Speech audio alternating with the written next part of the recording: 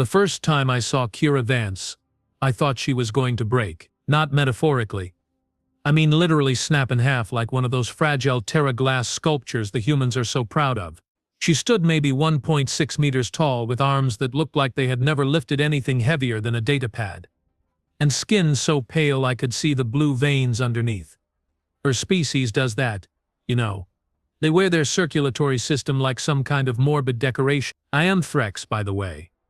Fourth engineer of the mining vessel Culture's Fist. My people, the Vorgath, are what you might call practical. We stand 3 meters tall, our skin is thick enough to stop most conventional weapons, and we can breathe in atmospheres that would dissolve human lungs in about 40 seconds. So when Captain Rellan told us we would be hosting a human consultant for our expedition to the Mordax Rift, the entire crew had the same reaction. We laughed. Not politely, either. Big, booming laughs that shook the deck plating. Humans were soft. Everyone knew it. Sure, they had their moments, their odd bursts of insanity that let them do stupid things like charge enemy positions or eat foods that were technically poison. But consulting? Technical work that required strength, endurance, the ability to work in conditions that would crush lesser beings. And they sent us Kira Vance. She arrived on a transport shuttle, carrying one small bag and wearing what I can only describe as the least impressive environmental suit I had ever seen. It was not even properly reinforced, just some kind of flexible fabric with a helmet that looked like it would crack if you breathed on it too hard. "You have got to be kidding me," muttered Grant, our second engineer. He was standing next to me in the docking bay, mandibles clicking in what passes for disbelief among our kind. "That thing is going to advise us on deep rift mining." The shuttle door opened, and Kira Vance stepped out. She was smiling, not a nervous smile, not an apologetic smile. The kind of smile that said she knew exactly what we were thinking, and found it amusing.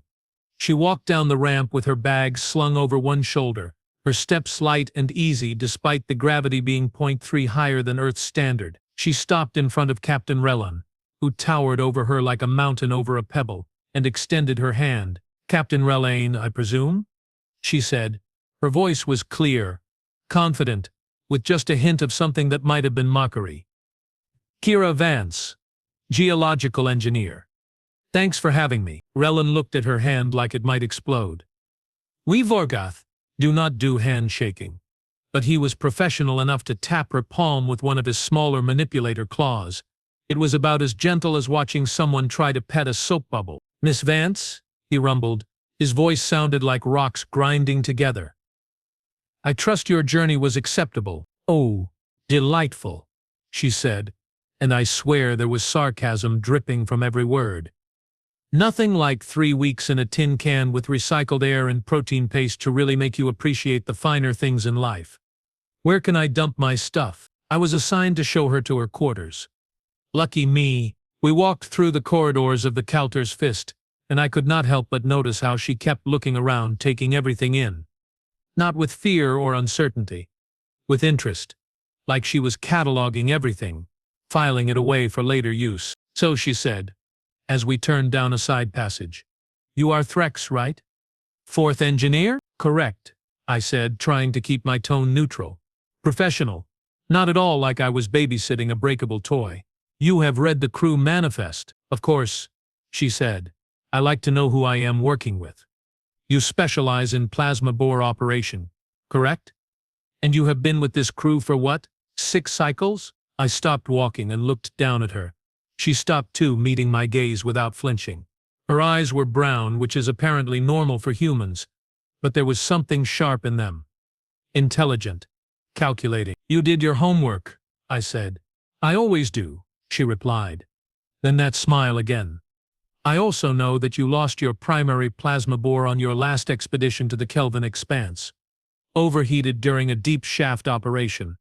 Took out half your geological equipment and put you 3 months behind schedule." My mandibles clicked together. That was not public information. That was buried in incident reports that required clearance to access. "How did you?" I started. "I am very good at my job, Threx," she said simply. "That is why I am here." Her quarters were small. Humans do not need much space, apparently. She tossed her bag on the bunk and turned to face me, hands on her hips. All right, she said. Give it to me straight. What does the crew really think about having a human on board? I considered lying. Diplomacy is important in multi-species operations, but there was something about the way she asked, direct and unflinching, that made me think she would see through any polite fiction. They think you are going to be a liability, I said. No offense, none taken, she said, grinning now. They think I am weak, fragile, probably going to get myself killed and make extra work for everyone. That is the general sentiment. Yes, good, she said, and started unpacking her bag. I work better when expectations are low. Makes it more fun when I prove people wrong. The briefing was scheduled for the next cycle. The entire engineering crew was there, packed into the conference room like sardines.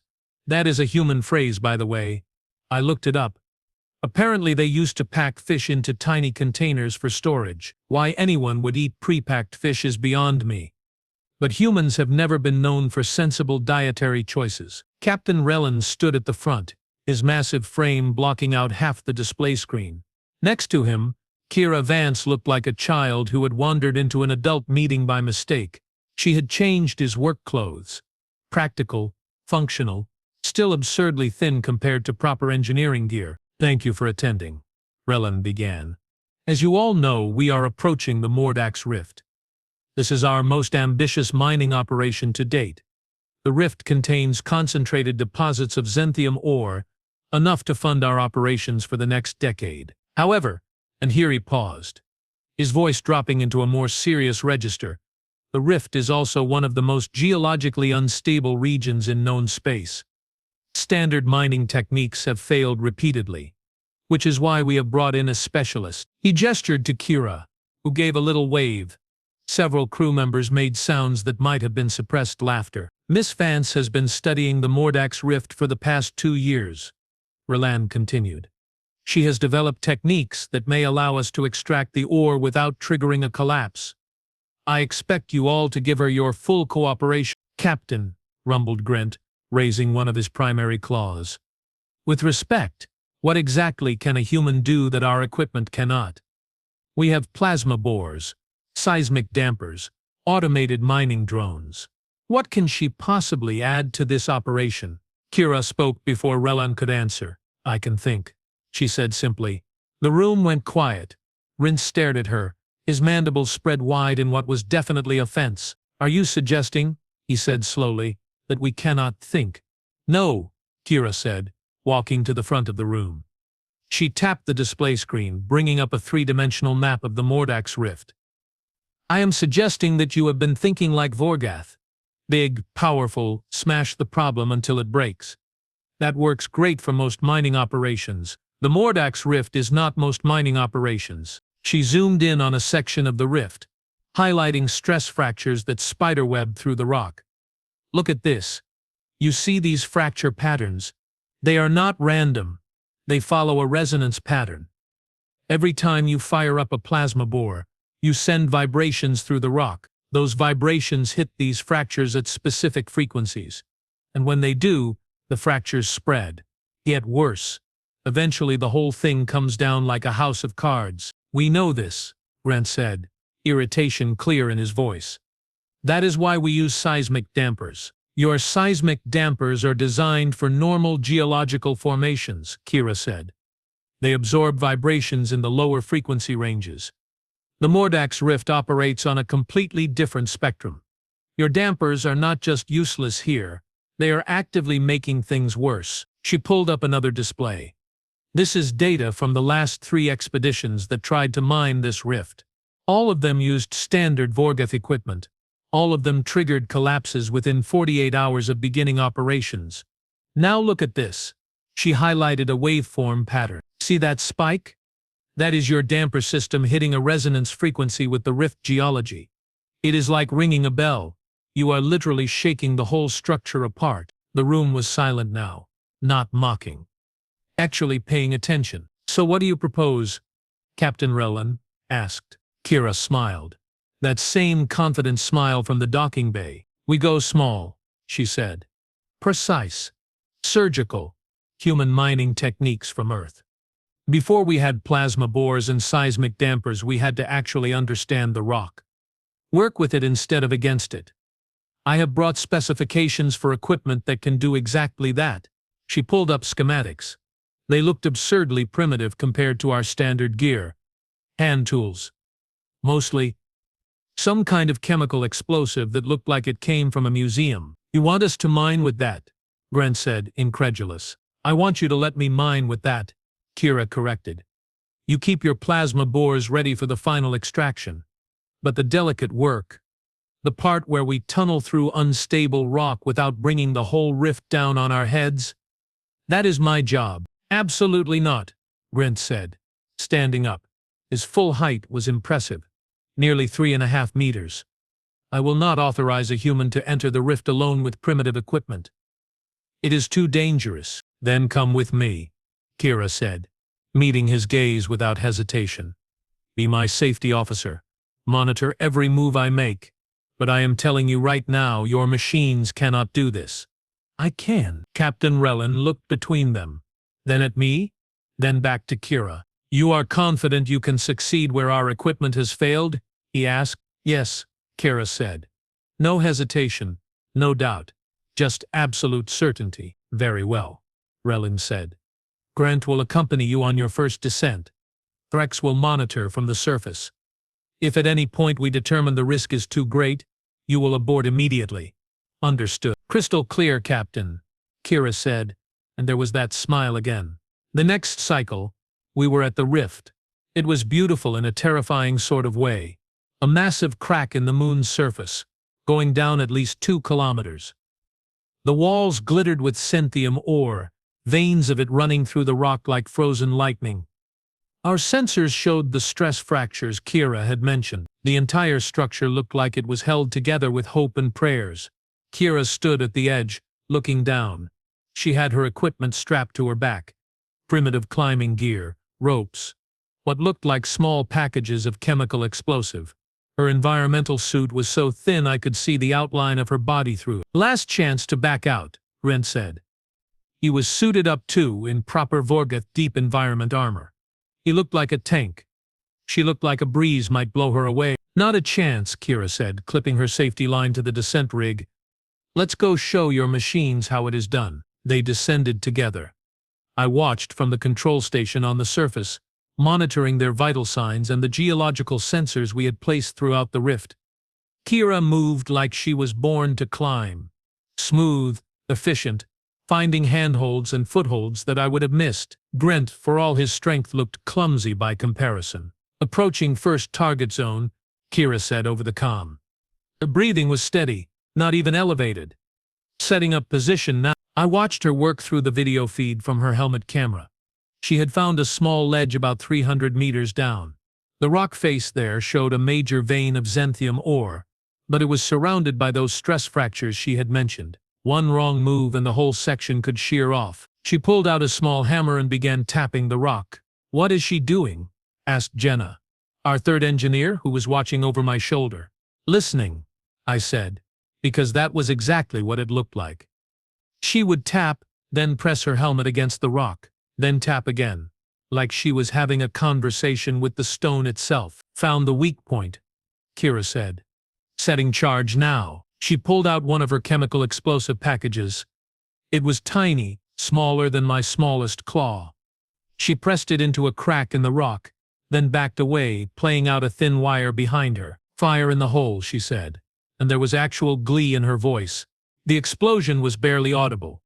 A small pop, nothing like the catastrophic force of a plasma bore. For a moment nothing happened. Then, with a sound like breaking glass, a section of rock face about 2 meters square simply fell away, revealing the Xanthium ore underneath. Clean, precise. Not a single stress fracture had spread. How did you know where to place the charge? Grant asked.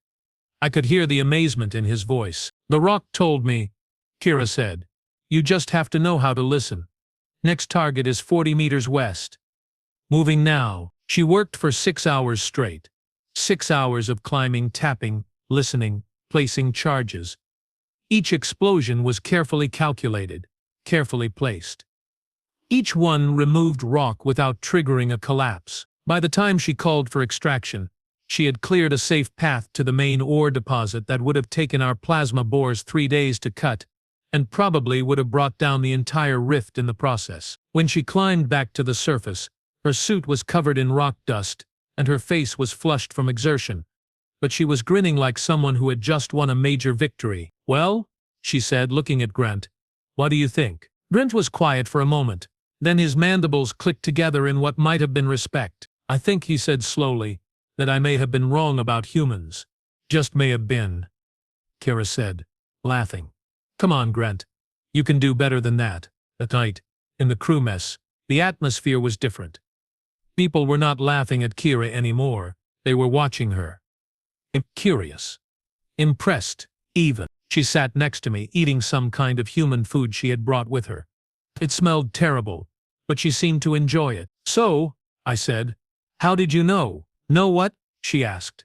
"How to place the charges. How to read the rock like that. Our sensors could not tell us where the weak points were." "Your sensors are designed to measure things," Kira said.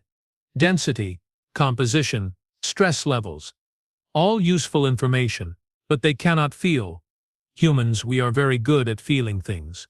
We have been working with rock and stone since before we had written language. We learned to listen to it, feel it, understand it. Your machines are more powerful than we will ever be. But sometimes, power is not what you need. Sometimes you need finesse, understanding, a gentle touch." She took another bite of her terrible-smelling food, then looked at me with those sharp brown eyes. "Your people built tools to overcome your environment," she said. "My people built tools to work with our environment. Different approaches, both valid, but in a situation like the Mordax Rift, where brute force just makes things worse, the human approach works better." "You make it sound simple," I said. "It is simple," she replied. "It is just not easy. There is a difference." The next 2 weeks were some of the most productive in the Kaltor's Fist history. Kira continued her descents into the rift, each time clearing more access to the ore deposits. She trained me and Gren in her techniques, teaching us how to listen to the rock, how to find the weak points, how to use minimal force for maximum effect. It was humbling. Honestly, here we were, with our advanced technology and superior physical strength, being taught by a human who weighed less than our equipment. But then came the incident. We were in the deep section of the rift, nearly 2 kilometers down.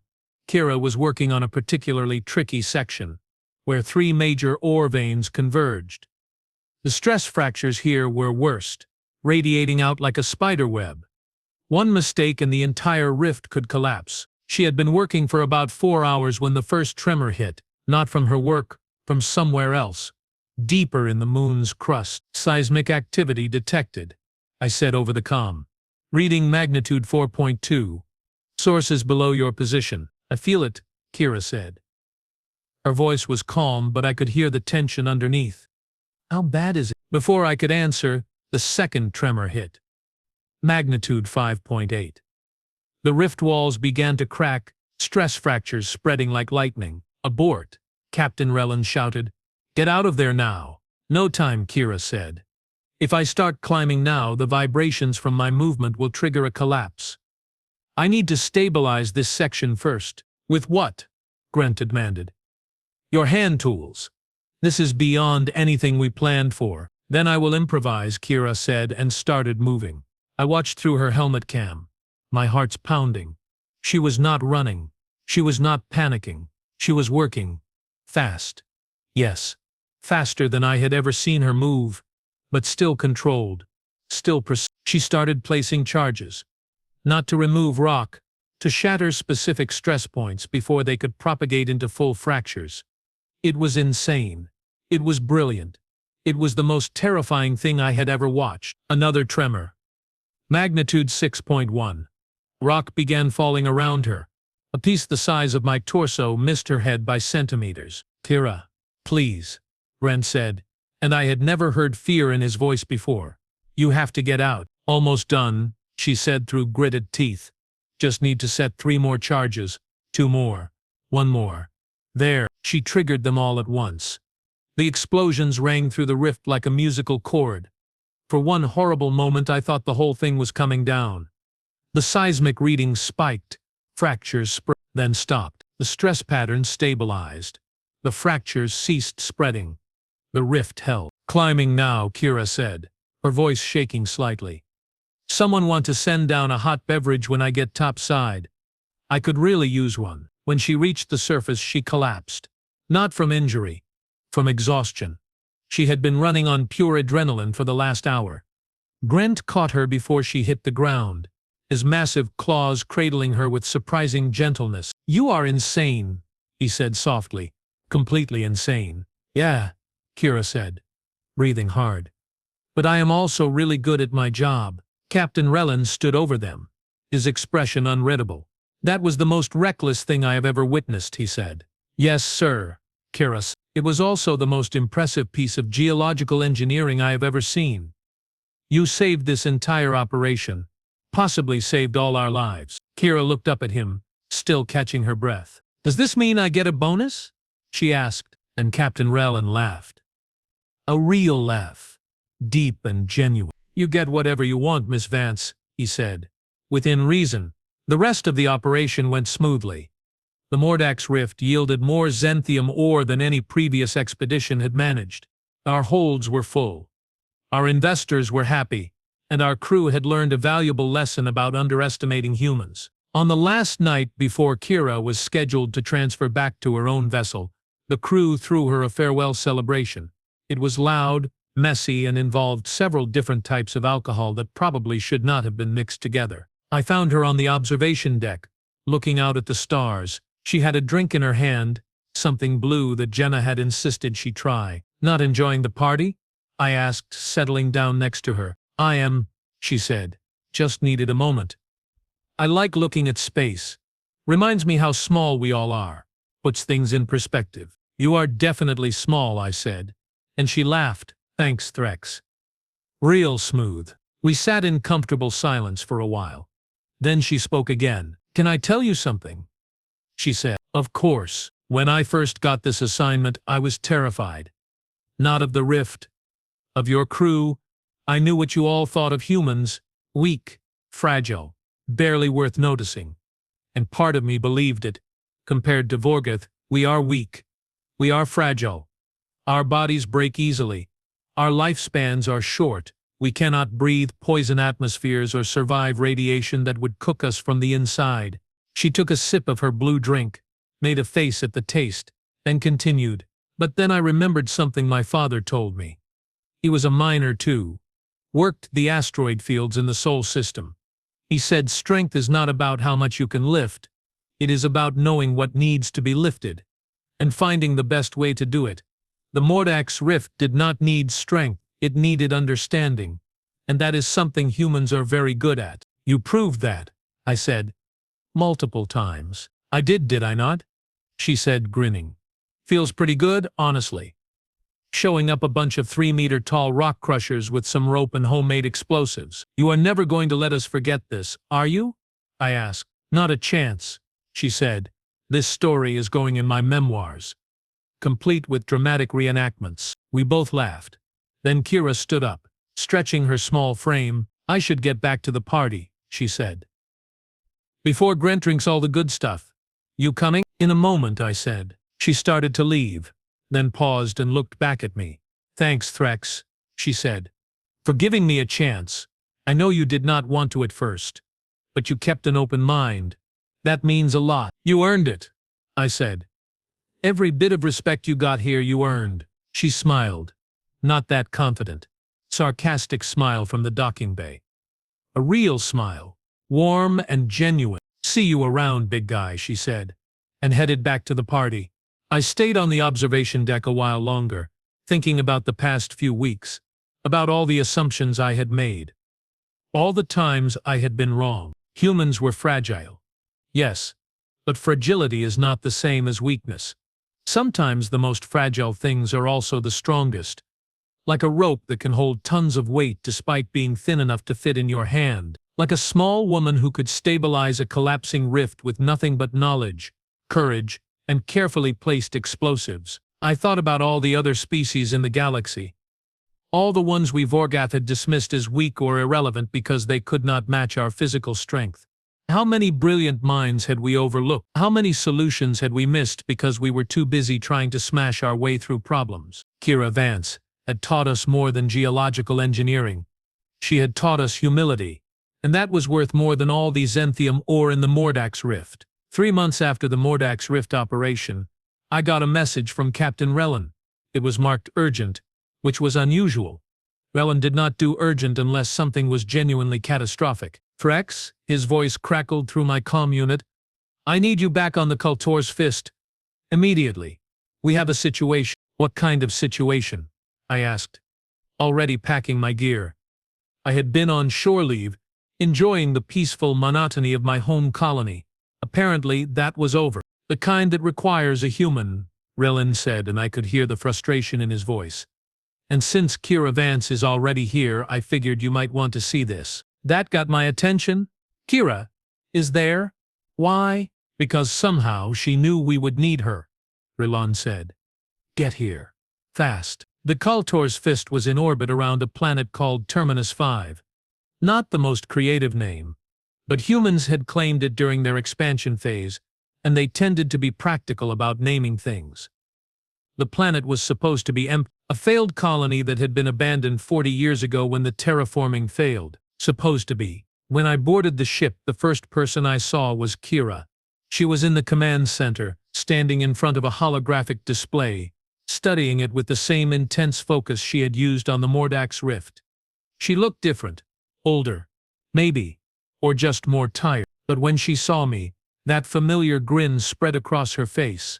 Trex, she said, walking over and doing that weird human hand-slapping thing. Long time no see. How was shore leave? Short, I said. What are you doing here? Saving your collective rare ends, apparently, she said, gesturing to the display. Take a look at this. The hologram showed Terminus 5.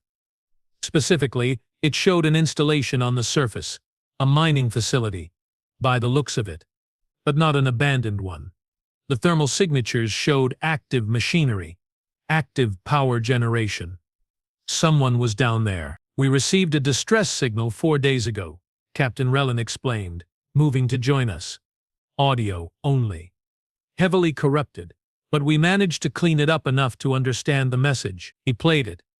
The voice was human, female, young, maybe early 20s, and absolutely terrifying. This is Dr. Lena Hart at Research Station Omega.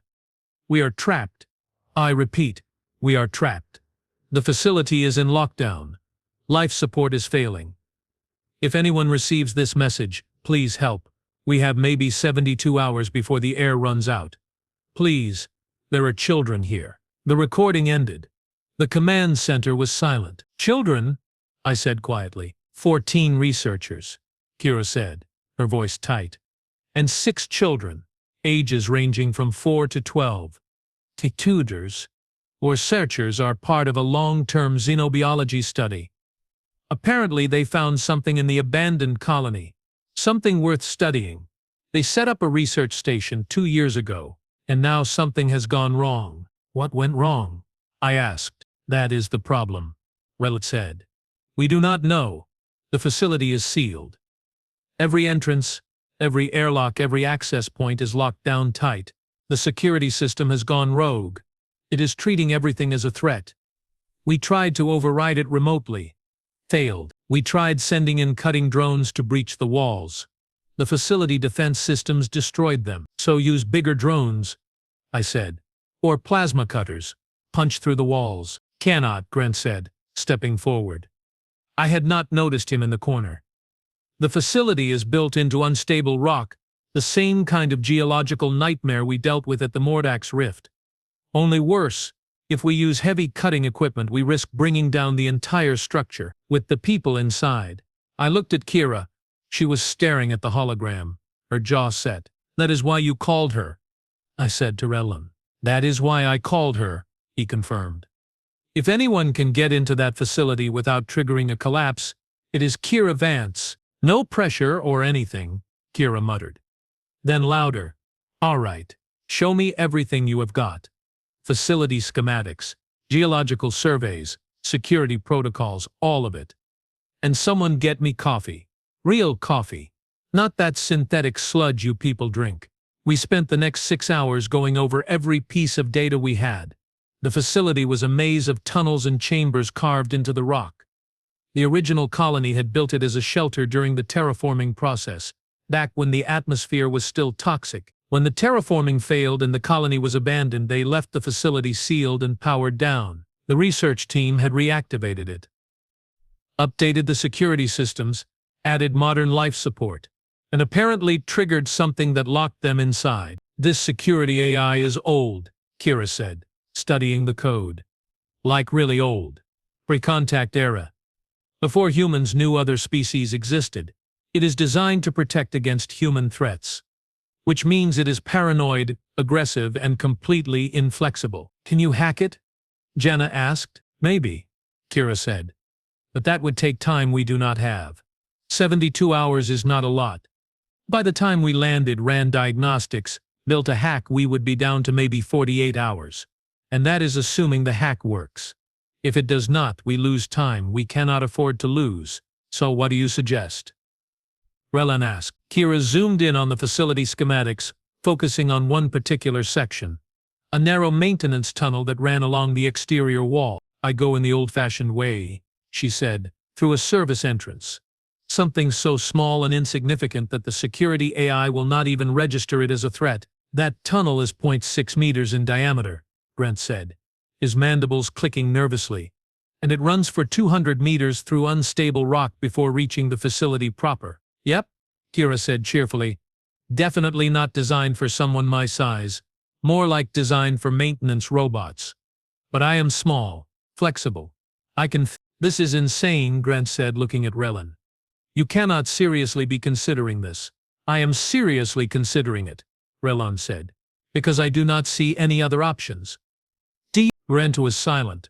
I will need equipment, Kira said, already making a list on her datapad. Climbing gear, obviously. Portable air supply. Cutting tools in case the tunnel is blocked. Explosives if I need to make a new path. Com relay boosters, so I can stay in contact through 200 meters of rock, and someone monitoring me from the surface the entire time. I will monitor, I said immediately. Everyone looked at me. What? You think I am going to let her do this alone? Oh, Threx, Kira said, grinning. You do care. Someone has to make sure you do not do anything stupid, I said. Too late for that, she replied. I already agreed to crawl through a tiny tunnel in unstable rock to break into a facility with a homicidal security AI. Stupid ship has sailed. We landed on Terminus 5-6 hours later. The planet was not as dead as the records suggested. There was atmosphere barely breathable but enough to support basic plant life. The sky was a sickly yellow color, and the air smelled like sulfur and regret. The facility entrance was exactly as terrible as the schematics suggested. A small hole in the rock face, barely visible unless you knew where to look. Kira stood in front of it, suited up and ready to go. Her environmental suit looked even flimsier than usual. She had to wear something flexible enough to squeeze through narrow spaces. Last chance to tell me this is a bad idea, she said, adjusting her helmet. This is a bad idea, I said. Cool. Thanks for the support, she said, and crawled into the tunnel. I watched her progress on my monitor. The tunnel was worse than the schematics showed. Sections had collapsed, forcing her to dig through rubble. Other sections were so narrow she had to exhale completely just to squeeze through. And the whole time the rock around her was groaning, shifting, threatening to collapse. How are you doing? I asked after the first hour. Living the dream, she replied, her voice strained. Nothing like crawling through a tiny tube in the dark to really make you question your life choices. Oh wait, blocked section ahead. Give me a second. I heard sounds of digging, rock scraping against metal. Kira grunting with effort. Okay, she said finally. Clear. Moving forward. How much farther? 120 meters, I said, checking the readings. You are making good time. Tell that to my knees, she muttered. I am going to be so sore tomorrow. Assuming there is a tomorrow, which is not guaranteed at this point. You can do this, I said. I know I can, she replied. Does not mean I have to like it. Another hour passed. Then another. Kira was now deep inside the rock, far beyond where any rescue could reach her if something went wrong. If the tunnel collapsed, she would be buried alive. If her air supply failed, she would suffocate. If she got stuck, she would die there. But she kept moving. Steady, determined, human. Approaching the facility entrance, she said finally, "I can see the access hatch. It is sealed, but that is expected. Give me a minute to bypass the lock." I heard the sound of tools working, then a hiss of pressurization. "Got it," Kira said triumphantly. "Hatch is open, I am going in." "Be careful," I said. "Always am," she lied. The interior of the facility was dark, emergency lighting only, casting everything in a red glow. Kira's helmet camera showed empty corridors, sealed doors, and an eerie silence that set my nerves on edge. "Life support is active," she reported, checking her readings. "Oxygen levels are low but stable. Temperature is cold, about 10 degrees below human comfort zone. No sign of people yet." She moved through the corridors, following the facility map on her datapad. Every few meters, she placed a comm relay booster, ensuring we would not lose contact. Smart, professional. Everything you would expect from someone who had done this before. Then she found the first body. "Oh no," she said softly. "Oh no. No, no." "What is it?" I demanded. "Kira, what do you see?" "Security drone," she said, her camera focusing on the wreckage.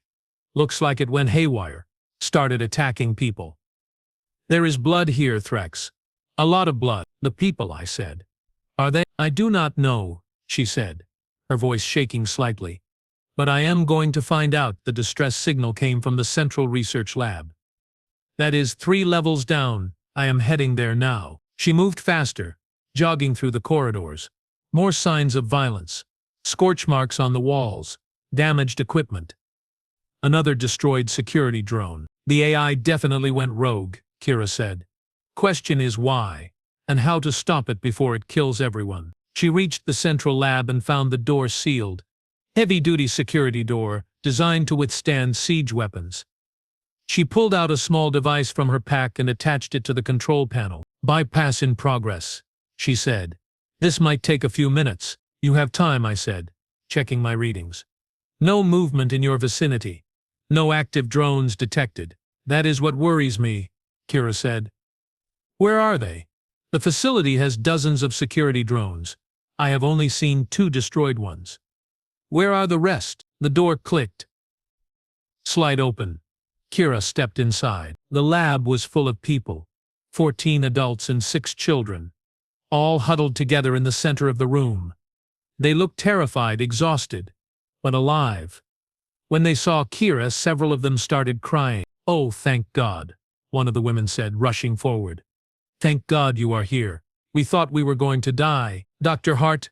Kira asked. "Yes," the woman said. She was young, maybe late 20s, with dark hair and eyes that had seen too much stress. "Lena Hart. You got our message." "We got it," Kira said. "What happened here?" "The AI," Lena said, gesturing around wildly. "We were studying samples from the old colony. Biological samples. We found something. Something that should not have been here. A form of silicon-based life. It was dormant. We thought it was safe. But when we activated it for study, it interfaced with the facility computer systems. It infected the AI," Kira said, understanding dawning. "The silicon lifeform saw the AI as a host." "Exactly," Lena said. "It took over, locked us in, started sending the security drones after us. We barricaded ourselves in here, but the air is running out. We have maybe 12 hours left." "12 hours?" I said over the comm. The message said 72. "That was 4 days ago," Lena said. "We have been rationing air ever since. But we are down to critical levels." Kira looked at the children. They were clustered together, holding on to their parents. The youngest could not have been more than 4 years old, scared, confused, trusting that the adults would save them. "Okay," Kira said, her voice steady despite the situation. "Here is what we are going to do. I am going to get you out of here. All of you. But I need you to trust me and do exactly what I say." "Can you do that?" They nodded. "Even the children." "Good," Kira said. Then to me, Threx, I need options. The tunnel I came through is too small for most of these people, and definitely too dangerous for the children. We need another way out. The main airlock, I suggested. If you can override the security, the AI will fight me every step, Kira said. And if I fail, it will seal us all in here permanently. We need a better plan. What about the silicon life form? Jenna's voice came over the comm. She had been monitoring from the ship. If it is interfaced with the computer systems, can you remove it? Maybe, Kira said. Where is the sample? Containment lab, Lena said. 2 levels up, but the AI has locked that section down tight. Nothing gets in or out. Then I will make something get in, Kira said. Stay here. Keep the children calm. I will be back. You are going alone? Lena asked, fear in her voice. I work better alone, Kira said, and there was that confidence again. That absolute certainty that she could do this. She left the lab and headed for the containment section. The corridors were darker here, colder, and I could hear something on the audio feed. A low humming sound. Electronic. Alive. The drones are active, I warned. Multiple signatures. They are converging on your position. How many? Kira asked, pulling out a small weapon. Some kind of human electromagnetic pulse device. 6, I said. No, wait. 8. Threx. There are 8 drones heading your way. Fantastic, Kira muttered. Just fantastic. The first drone appeared around a corner. It was roughly spherical, about the size of my torso, with multiple weapon ports and optical sensors. When it saw Kira, it opened fire immediately. She dove behind a structural support as energy blasts scorched the air where she had been standing. The pulse device would only work at close range. She needed the drones to get closer. Come on, she said under her breath. Come to Mama. The drone advanced, cautious. The AI controlling it was learning, adapting. Not just mindless automation anymore. Something more. Something dangerous. When it was close enough, Kira rolled out from cover and fired the pulse device. Electromagnetic burst fried the drone's systems instantly. It dropped like a stone. 7 more to go. The next 3 came together. Coordinated. They split up trying to flank her. But Kira was faster. She used the pulse device on one, threw an explosive at another, and ducked into a side corridor before the third could get a clean shot. 4 left, I reported. They are regrouping. Changing tactics. Of course they are, Kira said, breathing hard. Because why would this be easy? She reached the containment lab. The door was sealed and reinforced, but it also had a maintenance panel. Small, barely noticeable, designed for repair access. Kira smiled. That predatory smile I had seen before. Gotcha, she said. She pried open the panel, revealing the internal wiring. Then she pulled out a small device. I recognized it. A custom hacking tool she had built during the Mordax operation. Compact.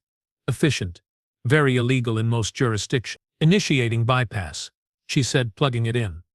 This should take about 30 seconds. The remaining 4 drones appeared at the end of the corridor. Kira, I said urgently. You have company. I know, she said calmly. Keep me updated on their position. 20 meters. And closing. 15 meters. Yep, 10 meters. Kira, they are going to fire. Almost got it. 5 meters. The door clicked open. Kira dove inside just as energy blasts tore through the space where she had been. The door sealed behind her and she was alone in the containment lab. In the center of the room, suspended in a stasis field, was the silicon life form. It looked like a chunk of crystal. Beautiful, actually. It pulsed with internal light, patterns flowing through its structure like thoughts made visible, and I could feel it. Even through the sensors. An intelligence. Alien. Vast. Angry. Okay, Kira said, approaching the stasis field. Let me talk to you. Kira, what are you doing? I demanded. What I do best, she said. Improvising. She deactivated the stasis field. The silicon lifeforms pulsing intensified. The lights in the room flickered. My sensors went haywire. I know you can hear me, Kira said, speaking to the crystal. I know you are scared. You woke up in a strange place, connected to systems you do not understand. You thought you were under attack, so you defended yourself. But these people are not your enemy. They just want to study you, learn from you. And if you keep fighting, everyone dies, including you. The crystal pulsed, pattern shifting, like it was considering her words. I am going to disconnect you from the facility systems, Kira continued. Put you back in stasis, take you somewhere safe, somewhere you can exist without hurting anyone. But I need you to stop fighting. Can you do that? For a long moment, nothing happened. Then slowly the lights stabilized. The drones outside the door powered down. The facility-wide lockdown disengaged. Thank you, Kira said softly. She carefully placed the crystal back in its containment unit and reactivated the stasis field. The patterns inside slowed, stopped, dormant again. Threx, she said, tell Lena the lockdown is lifted. Get everyone to the main airlock. I will meet them there. What about you? I asked. I have to make sure our friend here gets packed up properly, she said. Go. I will be right behind you. 20 minutes later, everyone was at the airlock. The researchers, the children, all safe and accounted for. Kira arrived last, carrying the containment unit with the silicon life form inside. Everyone ready? She asked. The children nodded. One of them, a little girl maybe 6 years old, walked up to Kira and hugged her leg.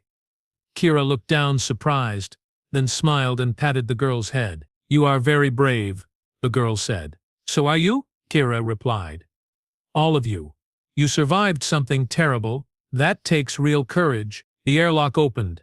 Fresh air rushed in. Well, as fresh as Terminus 5 air could be. But after days of recycled oxygen-depleted atmosphere, it must have felt like paradise. They evacuated to the Kaltor's Fist without incident.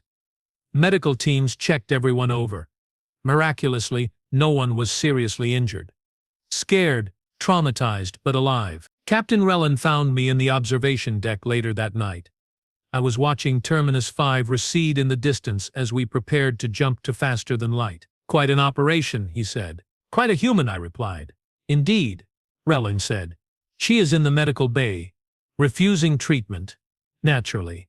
Said she is fine. The doctors disagree. Of course she does, I said. She is Kira Vance. Admitting weakness is against her religion. You should talk to her, Rellan suggested. She listens to you. I found Kira exactly where Rellan said she would be. Sitting on a medical bed arguing with Dr. Vex about whether her bruised ribs constituted a serious injury. They are just bruised, Kira was saying. Not broken. Bruises heal on their own. Bruises on a human are different from bruises on a Vorgath. Vex rumbled. Your species is fragile. You need proper medical attention. I will be fine, Kira insisted. Kira, I said from the doorway. Let the doctor do their job. She looked at me, opened her mouth to argue, then sighed and lay back down. Fine, she said, but I am filing a formal complaint about this. Noted, Vex said, already running a scanner over her torso. I waited until Vex was done and had left the room before speaking.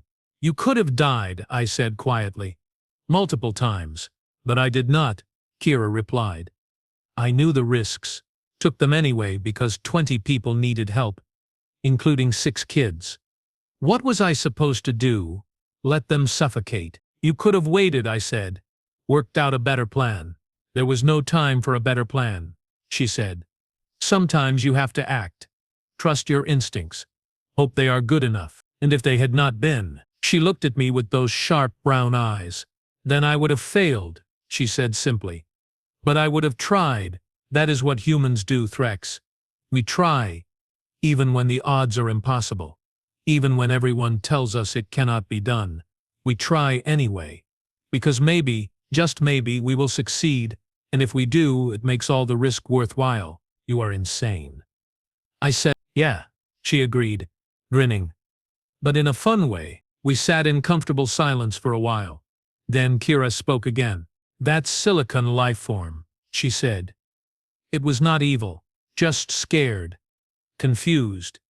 It did not understand what was happening to it, so it lashed out, defended itself the only way it knew how. You risked your life for something that nearly killed 20 people, I said.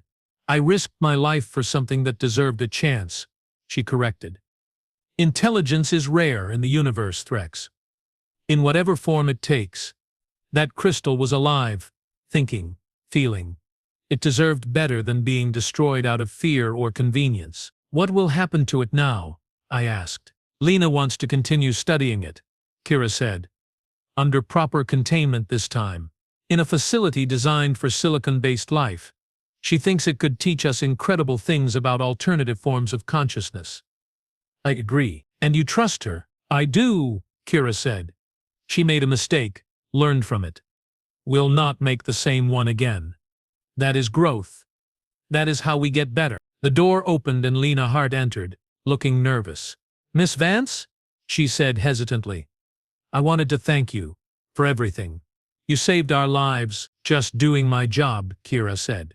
No, Lena insisted. You went far beyond your job. You risked everything to save people you did not even know. That is not just professionalism. That is heroism. Kira looked uncomfortable with the praise. I am not a hero, she said. I am just someone who was in the right place at the right time with the right skills. That is exactly what a hero is, Lena said softly. Then she pulled out a small data chip. This is my research. Everything I learned about the silicon life form. I want you to have it, in case you ever need it. Or just want to understand what you saved. Kira took the chip, turning it over in her fingers. Thank you, she said. I will take good care of it. After Lena left, I looked at Kira. You really do not see it, do you? I said. See what? How extraordinary you are. I said. How you change things. Change people. You showed up on the Kaltor's fist and we all thought you were weak, fragile, a liability. And you proved us wrong at every turn. You did things our machines could not do. Solved problems our technology could not solve. Saved lives through nothing but skill, courage, and sheer stubborn determination. Frex, Kira said, looking genuinely touched. That might be the nicest thing anyone has ever said to me. I am not finished. I said. You also taught us something more important than any technical skill. You taught us that strength comes in many forms. That the biggest, most powerful solution is not always the right one. That sometimes you need a small, fragile human with a gentle touch and an understanding heart to accomplish what brute force cannot. Okay, now you are making me uncomfortable, Kira said, but she was smiling. Stop being nice to me. It is weird. Get used to it, I said. Because I have a feeling you are going to be working with us a lot more often. Oh? She said, eyebrow raised. Is that an official offer? Consider it a very strong suggestion. I said. Captain Relan wants you as our permanent geological and technical consultant. Full crew status. Full benefits. Your own quarters on the ship. What do you say? Kira was quiet for a long moment. Then she grinned. Will I get my own coffee maker? She asked. Absolutely. Then I am in, she said, extending her hand. I tapped it with my manipulator claw, gently. Because despite everything she had proven, she was still fragile, still breakable, still human. And that was exactly what we needed. The Kaltor's fist jumped to faster than light shortly after. Heading back to port. Heading home. With a new crew member. A small, fragile, extraordinary human who had shown an entire ship full of massive, powerful aliens that sometimes the strongest thing in the universe is not force. It is understanding. It is compassion. It is the willingness to try when everyone else has given up. It is a human woman named Kira Vance, crawling through impossible tunnels, talking to alien intelligence, and saving lives with nothing but her wits and her courage. They thought she was fragile. They thought she would break. They were wrong. She did not break. She bent. She adapted. She overcame. And in doing so, she changed all of us. That is humanity. That is their strength. Not their bodies, not their technology, but their spirit. Their refusal to accept defeat. Their insistence on finding a way forward even when the path seems impossible. I have worked with dozens of species across hundreds of operations. I have seen incredible feats of engineering, displays of power that defy comprehension, technologies so advanced they seem like magic, but I have never seen anything quite as impressive as a human who refuses to give up. Kira Vance taught me that. Taught all of us that.